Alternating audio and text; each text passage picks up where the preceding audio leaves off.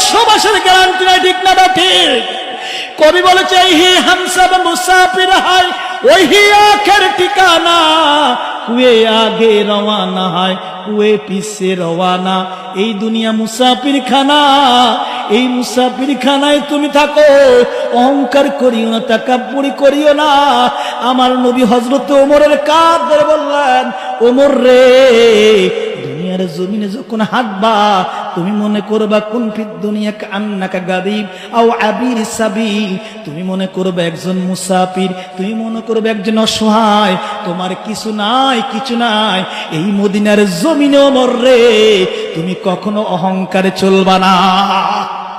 আল্লাহর দরবারে অগণিত চিত্তে লাখ কোটি শুকুর ও সুজুদ সেই আলিশান মহিয়ান বহিয়ান আল্লাহ পাক দরবারে, যেই মহান মনিব আমাদের কি ইচ্ছা করলে এই সময়টা হসপিটালের বিছনায় বিভিন্ন প্রকার বিপদ আপদে রাখতে পারত কিনা। আল্লাহ আমাদেরকে সুযোগ করে দিয়েছেন, সুস্থ রেখেছেন।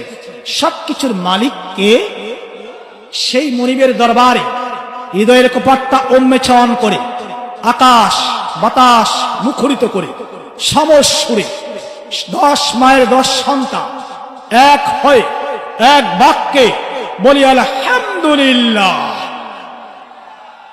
লক্ষ লক্ষ দুরূদ সালাম জানাই নবী কামলি ওয়ালার উপরে, খাতামুন নবিয়্যিন ইমামুল মুরসালিন হুজুরে আকরাম নূরে মুজাসসাম, আল্লাহর সৃষ্টির প্রধান আকর্ষণ, সকল নবীদের নবী, রাসূলদের রাসূল, ইমামুল মুরসালিন শাহের সালাত, মক্কা মদিনার জ্যোতি মুহাম্মদুর রাসূলুল্লাহ সাল্লাল্লাহু আলাইহি সাল্লামের উপরে, যেই নবীকে এতিমের সাগরে ভাসিয়ে আজ থেকে ১৫০০ বছর পূর্বে আমাদেরকে এতিমের সাগরে ভাসিয়ে মদিনার জমিনে জান্নাতের টুকরায় আরাম করছে, সেই নবীর প্রতি অন্তর দিয়ে এক বাক্যে বলি সাল্লাল্লাহু।